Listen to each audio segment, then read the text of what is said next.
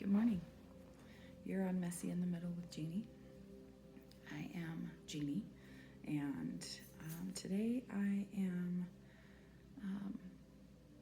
well, as you know, I normally do a craft or some sort of cooking or something while I am talking to you because I don't like to just sit in front of a camera. So today I am working on extending out my grandbabies' blankets. They are just over a year old now, and I made their blankets when they were born, and so they were a little bit small, and now that they're a little bigger, I am extending them out, and I'll do that a little bit each year as they grow so that by the time they're adults, they'll have a nice big blanket. So they're made of a chenille yarn that is real thick and puffy and comfy, so they really like it.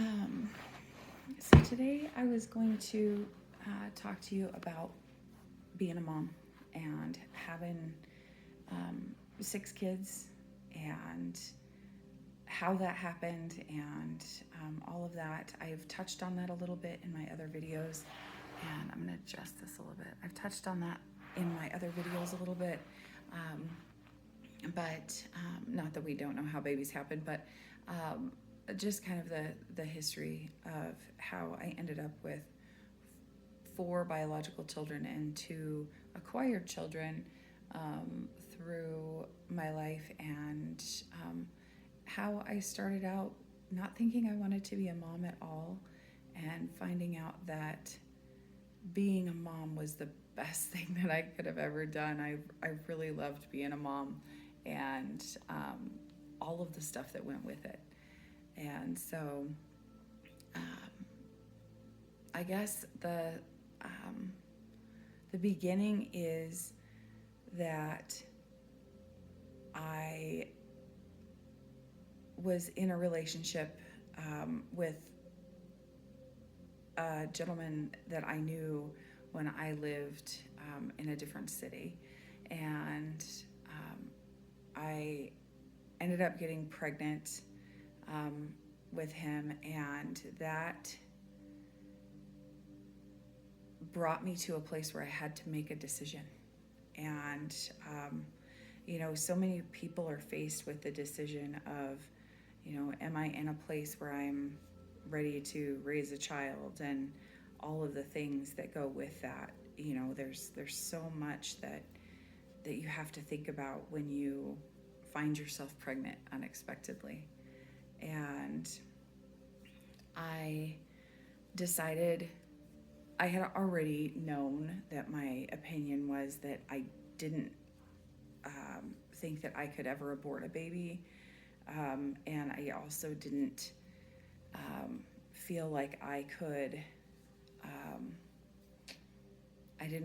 could adopt a baby to someone else and know that my child was out there, and that I didn't have anything to do with what was happening with them, and that I didn't know them.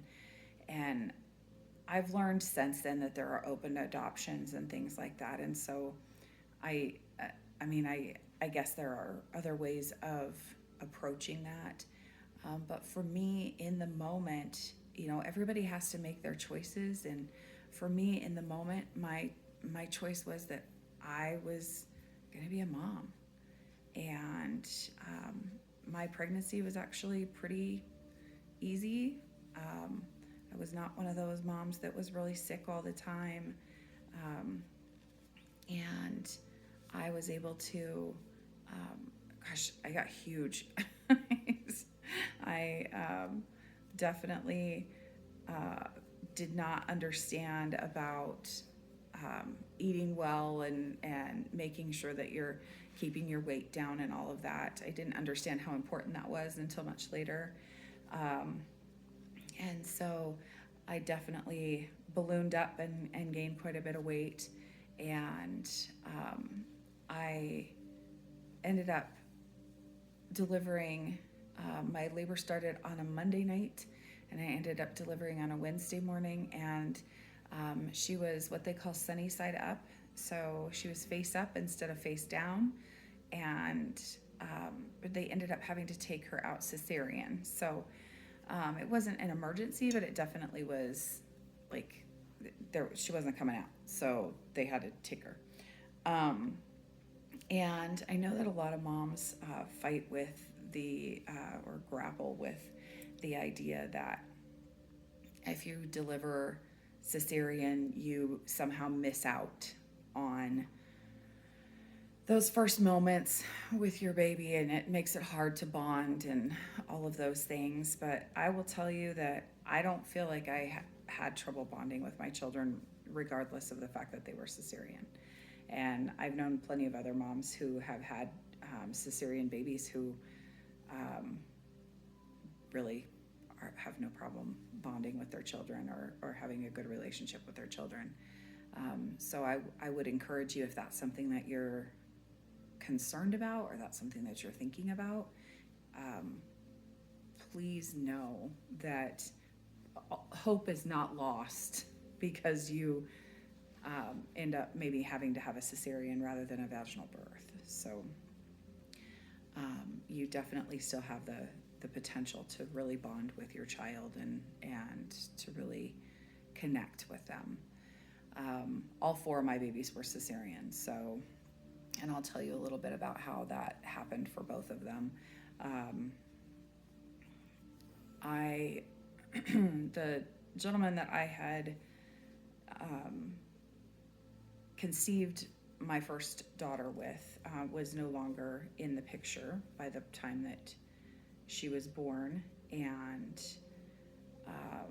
so my sisters and my mom and my dad and my aunt and my cousin were all there, and they were my support, and I was so grateful for that. So that's another thing to keep in mind, is that sometimes it's not the person you would expect to be there, but you can be really well supported with friends and family. And so I would encourage you to allow that to happen. And so she grew normally. Everything was just fine. There was no delay or anything like that, because she had been we've been trying to get her out for so long. Anything like that. She was born completely completely normal or typical, however you want to say it. She was smart and feisty, and grew up, as an only child for a while. I was able to devote all of my attention to her, and so we did a lot of things a little bit differently with her. Well, I did a lot of different things a little differently with her. I was afforded the opportunity to get myself an apartment and be able to live with just her and I for a while, and it was great. I loved being a mom, and I didn't think I would ever love it so much. And I know that some people are just not cut out to be parents, and that's okay. And if you feel like that's maybe who you are, and it's just not what you want to do with your life, honor that. If that's how you feel about it, definitely honor that. And if you do find yourself pregnant and you feel like it's unexpected, and you feel like abortion or adoption is the option for you, that's certainly not anybody that you can make the decision about. So you really have to decide what you can live with and what is comfortable in going to work in your conscience and in your mind. So as I said, it ended up being a real joy for me. Overall, there were some things though that I should tell you about. She was colicky when she got to be a little bit older, not right away when she was little, but when she got to be a little bit older, she was um, she would just cry and cry and cry. And there was really nothing that I could do to calm her. And I would do all the things, make sure she was fed and that she was changed, and I would rock her, and I would, and we changed her formula to make sure that she was not, that she had lactose-free formula. So it wasn't, hopefully it wasn't upsetting her stomach. There were all kinds of things that we tried for her, and she really, it only lasted for a couple of months that she was doing that. But man, she struggled for a while, and boy, she would just cry and scream and cry and scream. And I used to call my sister and just be beside myself because I didn't know what to do and how to help her. And when you take them to the doctor, and the doctors are fantastic, they're the doctors that have taken care of my kids have been really wonderful. And they tell you sometimes the babies just get upset, and sometimes they have a hard time, and and that's why we tried the different formulas and things like that. But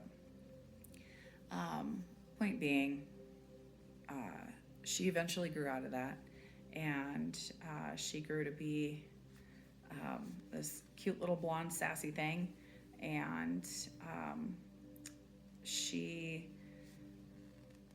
is now 25, and she lives, let's see, this is the beginning of 2025 when you are watching, or when I'm recording this. So depending on when you watch this, she might not be 25 anymore. But she's 25 years old, and she's living on her own, finding her own way, and she seems to be doing really well. When I saw her a couple of weeks ago, she looked healthy and good. So,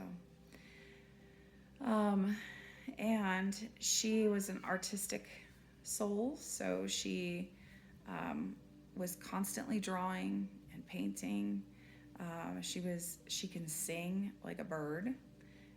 For those of you who maybe know her and are watching this but don't know, she can absolutely sing like a bird, and she has a beautiful voice. So ask her to sing for you someday. Not that she will, but you could ask her. She was in choir, and one of the things that you'll find as a common thread as we go through all of this is that I desired to be close to my children all the time. And so I volunteered with the schools whenever I could. And when the other children were all in elementary school, and my youngest was in preschool, I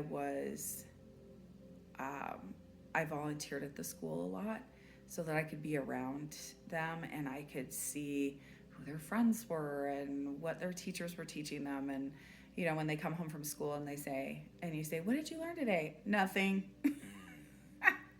And they always say stuff like that, and I think that for some kids, they really love school, and so they'll jabber for 30 minutes about what they learned or what happened. And but I think a lot of kids are like, nothing, because they really don't realize how much they're taking in while they're there. So it was nice for me to have some inside information, because I was actually there at the school, and so it would help out. So that was one of the things that I really enjoyed about being a mom, was being able to be there and be close to them, and have a reason to volunteer. Gave me a reason to be around them, and to see them at lunch, and to see them when they were in their classrooms doing things. And so I really enjoyed that. And that extended into as they got to be a little bit older. And so she was in choir. She was in choir all through high school. and I became the choir mom, which was put me on a committee where I was part of basically boosters for the music department, and I I was the one taking care of all the choir dresses and things like that. That ended up being quite an undertaking, and I wish that I could have had more help with that at the time. But I was so happy to be a part of what was going on that I was okay with it. I did make my daughter help me out with some of the sewing because she didn't know how to sew. So I did make her help me out with some of the sewing since I was doing the choir stuff for her. But she was happy to help out, although it was a lot. So I don't know, maybe she would look back on it and say she wasn't happy to help out, but I felt like she and I sat and sewed together, and maybe I should say I was happy that she helped me because it was time that I got to spend with her. So and as kids get older, you know, it's hard to find things that you can do together, and so that was one of those things that we did together.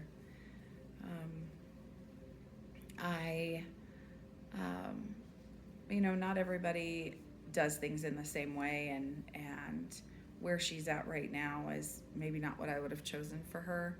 I definitely appreciate that she's out on her own and that she's making her own way and all of that.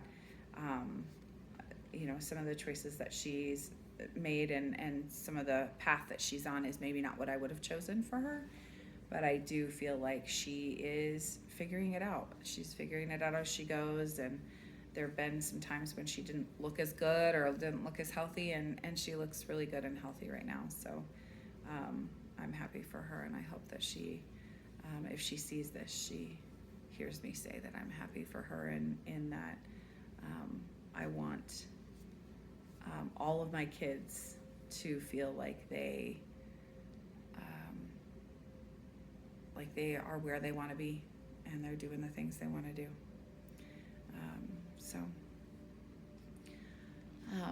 Anyway, so that is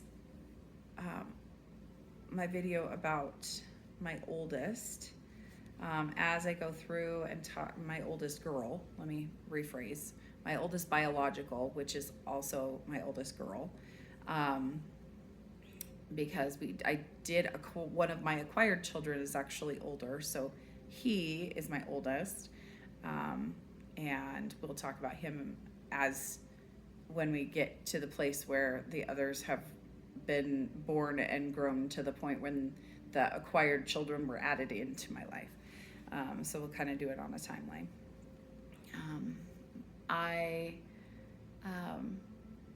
You know, we have had a rough road with our oldest daughter, and I have found out some things recently about who she was when she was younger,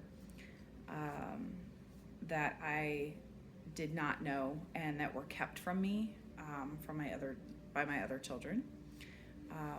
I feel like part of that is because with your siblings, I mean, how much did you really tell your parents about what was going on? And sometimes they know. Sometimes as a parent, you feel like you know what's going on, and you find out later that you had no idea. And for all of you that are empty nesters now, when you have those conversations with your kids, you know what I'm talking about, and that is that when you're in it and you have your kids there, you think you know what's going on with every little thing. And I will tell you that I have found out some things were not what I thought.